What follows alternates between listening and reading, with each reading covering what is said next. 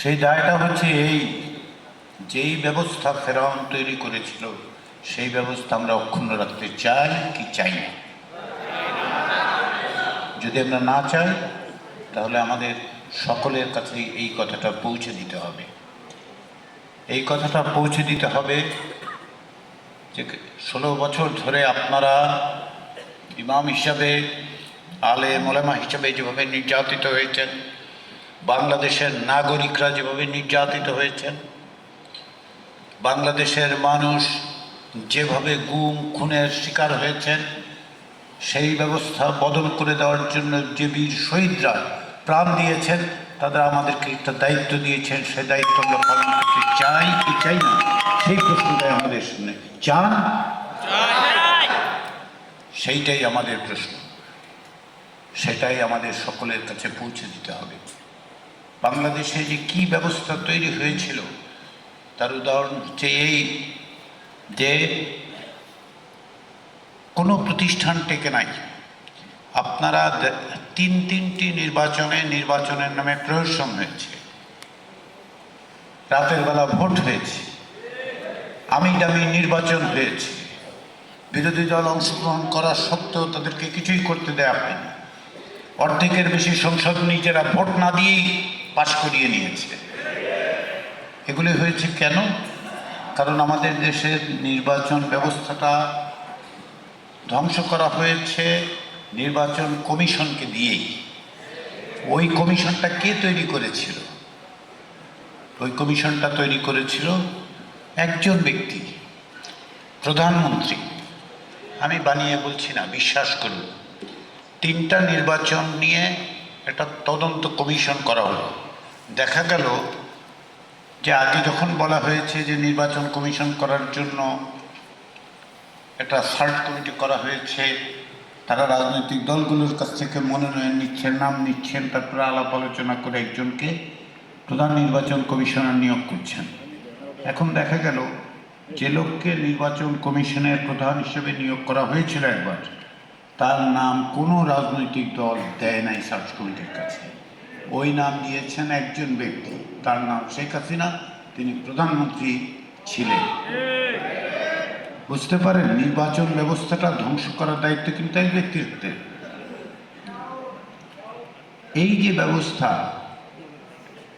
এখানে শুধুমাত্র নির্বাচন কমিশন না, একই ব্যবস্থা হচ্ছে বাংলাদেশের সরকারি কর্ম কমিশন, পিএসসি। বলা হয় রাষ্ট্রপতি নিয়োগ করছেন, রাষ্ট্রপতি নিয়োগ করেন না। কেন নিয়োগ করেন না? কারণ হচ্ছে সংবিধান বলছে রাষ্ট্রপতি নিয়োগটা করতে পারবেন। বলা হচ্ছে একদিকে যে রাষ্ট্রপতি সরকারি কর্ম কমিশনের প্রধান থেকে শুরু করে সবাইকে নিয়োগ দেবেন, আরেক জায়গায় লেখা আছে রাষ্ট্রপতি কেবল 2টা জিনিস করতে পারবেন, 2 জায়গায় নিয়োগ দিতে পারবেন। কি? একটা হচ্ছে প্রধানমন্ত্রীকে নিয়োগ দিতে পারবেন, আরেকটা হচ্ছে প্রধান বিচারপতি। তো এখন এমনই যদি ব্যবস্থা হয় যে এই 2টার বাইরে কিছুই তিনি নিয়োগ দিতে পারবেন না, তো সরকারি কর্ম কমিশনে নিয়োগ দেয় কে? ওই প্রধানমন্ত্রী দেয়। ওই নির্বাচন কমিশনে প্রধানমন্ত্রী দেয়। এই ব্যবস্থা যদি বদলানো না হয়, সেই ব্যবস্থায় ফ্যাসিস্ট বলেন, ফেরাউন বলেন, নমরুদ বলেন, তৈরি হওয়া ঠেকানো যাবে না। এটা কোনো ব্যক্তির ইচ্ছা টিচ্ছা না, ভালো মানুষ খারাপ মানুষের প্রশ্ন না। যেই সংবিধানের মধ্যে এই ব্যবস্থাগুলো আছে, শুধু এই ব্যবস্থাই না, আমাদের দেশে বিচার বিভাগের অবস্থাটা দেখেন। বিচার বিভাগের স্বাধীনতার কথা বলা হয়, কিন্তু আপনি বিচারের দরজায় পৌঁছাবেন সেই ব্যবস্থাই তো নাই ঠিক মতো। সেই ব্যবস্থাটা কি? আমাদের দেশে বিচার বিভাগের সর্বোচ্চ আদালত সুপ্রিম কোর্ট, হাইকোর্ট হচ্ছে ঢাকায়। আপনার বিরুদ্ধে যদি একটা মিথ্যা মামলা হয়, তার জন্য জামিন নিতে আপনাকে ঢাকা পর্যন্ত যেতে হয়। রাজনৈতিক দলগুলো সবাই মিলে একমত হয়ে বলেছে যে বিভাগীয় শহরে হাইকোর্টের বেঞ্চ স্থায়ীভাবে স্থাপন করা হবে, উপজেলা পর্যায়ে আদালত স্থাপন করা হবে। তা আপনি ইনসাফ চাইতে হইলে তো আদালতটা আপনার কাছে থাকতে হবে। তো সেই ব্যবস্থা যদি করার যে দলিল, সেই দলিলের নাম হচ্ছে জুলাই জাতীয় সনদ। আমার আগে মনির হায়দার বলেছেন, আমার কাছে একটা প্রশ্ন পাঠানো হয়েছে, এই যে এক অপপ্রচার শুরু হয়েছে, বলে যে বিসমিল্লাহ থাকবে না নাকি, বিসমিল্লাহ তুলে দেওয়ার ব্যবস্থা করা হয়েছে জুলাই জাতীয় সনদে। আপনাদের প্রত্যেকের হাতে জুলাই জাতীয় সনদ আছে, 39 পৃষ্ঠা। কেউ আপনাদের প্রশ্ন করলে বলবেন এই নেন, কোন পৃষ্ঠায় আছে আমাদের দেখিয়ে দিন, দিয়ে দেন, ওইটা কোনোকে পড়তে দেন, পড়তে দিয়ে বলেন যে ভাই আমাকে বোঝান কোন পৃষ্ঠায় আছে, আমিও পড়ে নিই, তাই না? এই অপপ্রচারগুলো হচ্ছে কেন? অপপ্রচারগুলো হচ্ছে এই কারণে যে আপনি যদি এই ব্যবস্থাটা বদলাতে পারেন তাহলে মানুষের জন্য কিছু করা যাবে।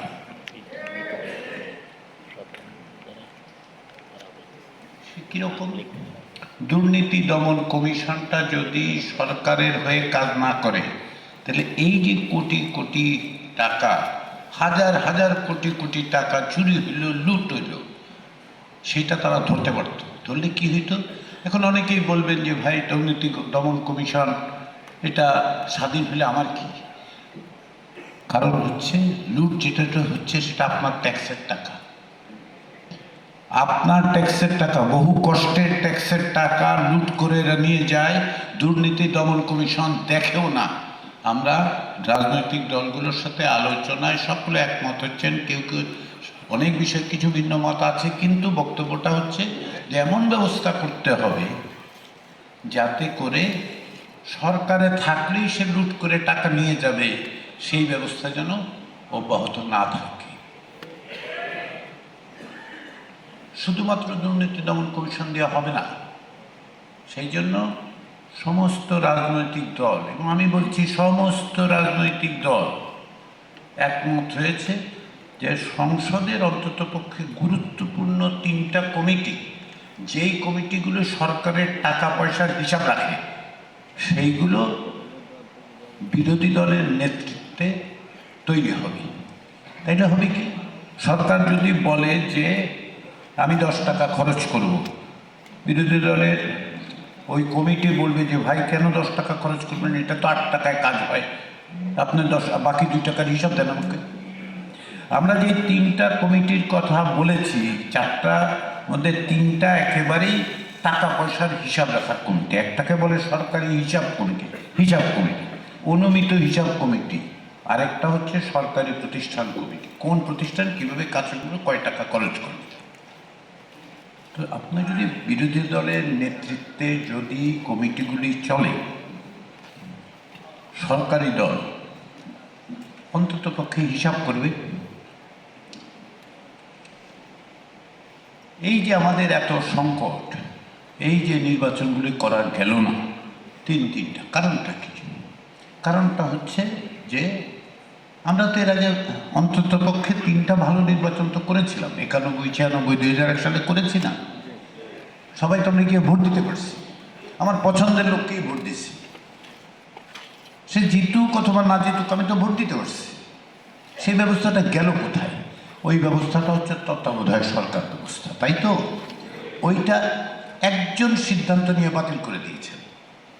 আবারও বলে বিশ্বাস করেন, আমি একদম বানিয়ে বলছি না, একটা কমিটি করা হচ্ছে সংসদের মধ্যে, সবই আওয়ামী লীগের লোক, কারণ হচ্ছে বিএনপি যোগ দেয় না এই কমিটিতে, তখন বিএনপি পার্লামেন্টে ছিল, যায় না তারা কমিটি।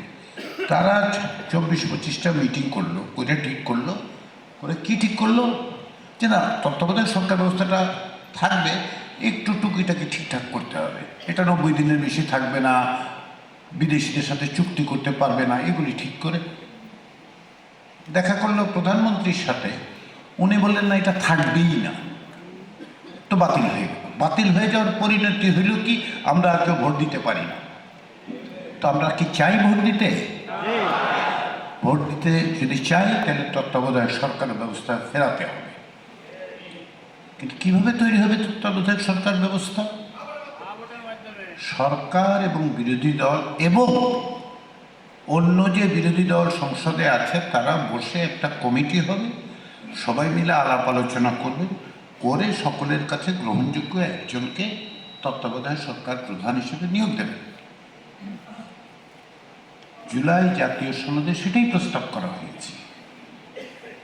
এটা কি খুব খারাপ প্রস্তাব?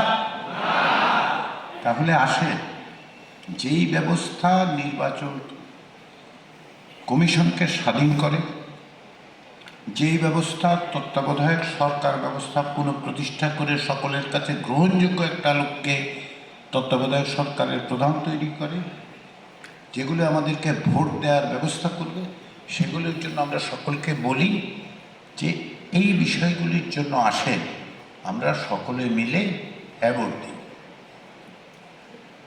এই যে আমি বললাম যে চাইলেই একজন ব্যক্তি প্রধানমন্ত্রী হবেন, তারপরে থাকতেই থাকবেন, রাজনৈতিক দলগুলো সবাই একমত হয়েছে।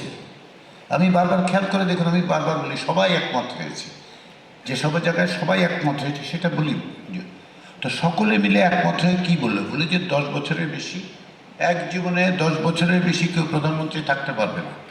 16 বছর থাকারও কি পরিণতি আমরা তো দেখি নাই? কারণ যত বেশি সময় ক্ষমতায় থাকবে, ক্ষমতার লোভ তত বাড়বে, দুর্নীতি তত বাড়বে। রাজনৈতিক দলগুলো একমত হয়েছে যে না, এটা এই ব্যবস্থা থাকবে না। গণভোট করা হবে কিনা? সব রাজনৈতিক দল বলল হ্যাঁ গণভোট করা হবে। এই যে কেউ প্রশ্ন তুলতেছেন গণভোট করা ঠিক হইল কিনা, গণভোটে হুমকি ধামকিও দিচ্ছেন। তো সকল রাজনৈতিক দল যারা নিপীড়িত হয়েছেন, নির্যাতিত হয়েছেন, নিষ্পেষিত হয়েছেন, আন্দোলন করেছেন, সংগ্রাম করেছেন, তারা সকলে মিলে বললেন যে গণভোট হবে এবং গণভোটের মধ্য দিয়ে জনগণের সম্মতি নেবেন, নেওয়ার পরেই ব্যবস্থা করা। এখন যারা একসময় ক্ষমতায় ছিলেন, ক্ষমতার লুটপাটের ভাগিদার হয়েছেন, একই সঙ্গে সরকারেও ছিলেন, বিরোধী দলেও ছিলেন, সেরকম একটি দল এখন অকস্মাৎ কোথা থেকে আবির্ভূত হয়ে বলতেছেন গণভোটে ভোট দেওয়া যাবে না। আরে আপনি তো সমস্ত রকম সুবিধা নিয়েছেন। এখন মানুষ বলতেছে যে ঠিক আছে আমাদেরকে দেন, আমরা সম্মতি দিই অথবা না দিই, সেটা জনগণকে দেন। রাজনৈতিক দলগুলো 9 মাস ধরে আলাপ আলোচনা করে যেসব বিষয়ে একমত হয়েছে, কিছু কিছু ভিন্ন মত সহ, সেটাই তো জুলাই জাতীয় সনদ। তো অনেকে বলতে পারে ভাই 9 মাস ধরে আপনারা ধৈর্য ধরে আলাপ আলোচনা করে একটা দলিল তৈরি করেছে, এটা বাস্তবায়ন করে ফেলেন। সবাই তো আমরা রাজনৈতিক দল করি না। ধরেন আমরা 30টা রাজনৈতিক দল এবং জোটের সাথে আমরা কথা বলেছি। এখন বাংলাদেশের মানুষ হচ্ছে প্রায় 18 কোটি, তার মধ্যে 13 কোটি ভোটার। তো এখন 13 কোটি মানুষ সবাই রাজনৈতিক দল করে না, করেন না। তো যারা রাজনৈতিক দল করে না তাদের বক্তব্য আমরা পাবো কোথা থেকে? সেই জন্যই গণভোট, যে তারাও বলুক, তারাও পড়ুক, তারাও দেখুক, তারাও জানুক তারা কি করতে চায়। এই যে বারবার আমি বললাম যেগুলোতে সকলে একমত হয়েছে, এই যে জনগণের কাছে যাওয়া হচ্ছে, কারণটা কি? কারণ এই দলিল বর্তমান সরকার বাস্তবায়ন করবে না।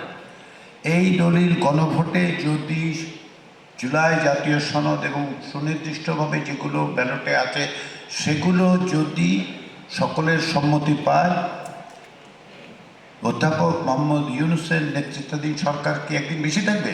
না, একদিনও বেশি থাকবে না। তারা বাস্তবায়ন করবে। কোথাও কি আছে যে গণভোটের মধ্যে যে আমি আরও 3 বছর থাকতে চাই, আমি 5 বছর থাকতে চাই, আমি এটা করে দেবো না? কারণ হচ্ছে এই দলিল কারো জন্য এককভাবে কারো ইচ্ছার ফসল নয়। বাংলাদেশের মানুষ 54 বছর ধরে যে ব্যবস্থার মধ্যে আছে ছিল, তারা সেটা বদলাতে চায় বলে সংগ্রাম করেছেন এবং আমাদের এখানে উপস্থিত আছেন সাকিব রায়হানের পিতা মাতা। সাকিবের মতো তরুণরা প্রাণ দিয়ে আমাদেরকে বলেছেন, ছাত্র, শিক্ষক, শ্রমিক, কর্মচারী, দোকানদার, কে ছিল না ওই পথে বলেন তো? আমরা সবাই ছিলাম। আলেম ওলামা থেকে শুরু করে বিশ্ববিদ্যালয়ের শিক্ষক থেকে শুরু করে সাধারণ নাগরিক সকলেই ছিলেন। সকলে মিলে যে ব্যবস্থা পরিবর্তনের কথা বলেছেন ভবিষ্যতের জন্য। আপনাদের কাছে জুলাই জাতীয় সনদ দেয়া হয়েছে, দেখবেন প্রথম পাতায় কি লেখা আছে, ভবিষ্যতের পথরেখা। এইটা তারই বাস্তবায়ন করার কথা। সর্বশেষে যে বিষয়গুলো অনেকেই আমাদেরকে জিজ্ঞাসা করেন, যে আপনাদেরকে বারবার আমরা অনুরোধ করেছি, ইসলামিক ফাউন্ডেশনের পক্ষ থেকে অনুরোধ করা হয়েছে যে আপনারা খুতবা এবং বিভিন্ন সময় এটা বলুন। কেউ কেউ আমাদেরকে জিজ্ঞাসা করেছেন, যদি এর ব্যাপারে কেউ কেউ আপত্তি করে তাহলে প্রথম কথা হচ্ছে, কেউ কে আপত্তি করতে পারে, কেউ তো আপত্তি করতেই পারে, তাকে বুঝিয়ে বলুন। আমার দৃঢ় বিশ্বাস যে সম্ভবত কোনো কারণে ভুল বুঝেছে, সম্ভবত পুরো জিনিসটা তার কাছে স্পষ্ট হয় না। আপনাদের কাছে তো এই বিষয়গুলো স্পষ্ট। যদি স্পষ্ট না হয়, স্পষ্ট কি, আমরা ব্যবস্থাটা বদলাতে চাই, আমরা যাতে করে ইনসাফের পথটা মুক্ত হয় সেটার ব্যবস্থা করতে চাই, আমরা বৈষম্য যাতে কমে আসে, সম্ভবত ভবিষ্যতে দূরীকরণ হয়, আমরা ভবিষ্যতে এমন ব্যবস্থা করতে চাই যে ক্ষমতায় একজনের ব্যবস্থা থাকবে না, একজনের হাতে ক্ষমতা থাকবে না, বিচার বিভাগ স্বাধীন। এটা তো আপনারা বোঝেন। যদি কেউ না বোঝে, বোঝান। কিন্তু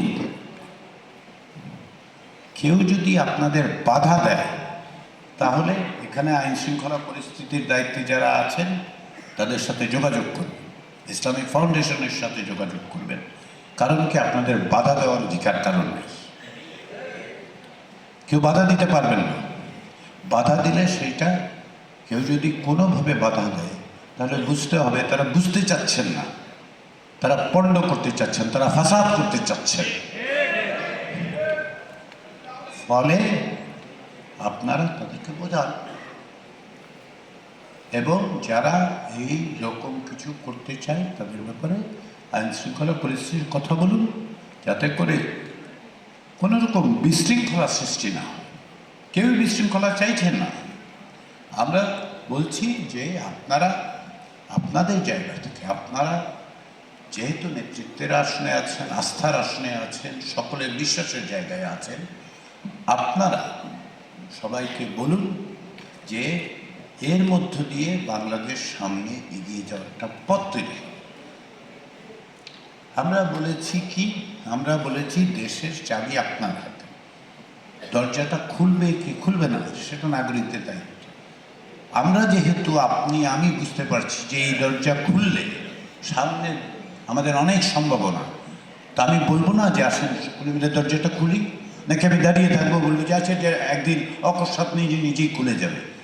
অকস্মাৎ তো কিছুই খুলে না। আমার আগে একজন বক্তাও বলে গেছে যে আমরা যদি না করি, আমাদের চেষ্টাটা যদি না থাকে, তাহলে কিছুই হবে না। সেই বিবেচনার থেকে আগামী যে 12 ফেব্রুয়ারি পর্যন্ত যে সময়টা আছে, সেই সময়টাতে আমরা আসুন, শুধুমাত্র খুতবার কথা জুম্মার সময় না, আপনাদের সমাজে যে ভূমিকা আছে সেটা কিন্তু কেবলমাত্র মসজিদ কেন্দ্রিক নয়। সমাজে আপনাদের প্রতি যে শ্রদ্ধা, আপনাদের যে অবদান, আপনাদের যে প্রভাব, সেটা কিন্তু, যেহেতু মানুষ আপনাদের উপর নির্ভর করে, এই যে নির্ভরতার আস্থার জায়গাটা আপনাদের উপর রেখেছে, আপনাদের উপর আস্থা রেখেছে, সেই আস্থা থেকে আপনারা কি করতে পারেন? আপনারা তাদেরকে বলতে পারেন, বোঝাতে পারেন, দেখাতে পারেন পথ, যে আসেন আমরা সকলে মিলে অগ্রসর হই। এই সকলে মিলে অগ্রসর হওয়ার পথ হচ্ছে জুলাই জাতীয় সনদের পক্ষে হ্যাঁ ভোট দেওয়া। এর মধ্য দিয়েই আমরা একটা ভবিষ্যৎ সম্ভাবনা তৈরি করি। অনেকে আরেকটা কথা বলেন যে ভাই, বাংলাদেশের মার্কা ছাড়া তো ইলেকশন হয় না। কথাটা ঠিক, কথাটা অবশ্যই ঠিক। আমাদের দেশে আমরা মার্কা দেখে ভোট দিই, সাধারণ মানুষ তাই দেয়। এখন এই মার্কা দিয়ে যখন ভোট দেই তখন কি হয়, আরও অনেক বিবেচনা থাকে, লোকটা ভালো কিনা, লোকটা সৎ কিনা, আমি তাকে পাবো কিনা, বিপদের সময় আমার পাশে দাঁড়াবে কিনা, অতীতে সে বিপদের সময় ছিল কিনা, সেগুলি সমস্ত বিবেচনা আমরা ব্যক্তিকে ভোট দিই, একটা মার্কা ধরেই দিই।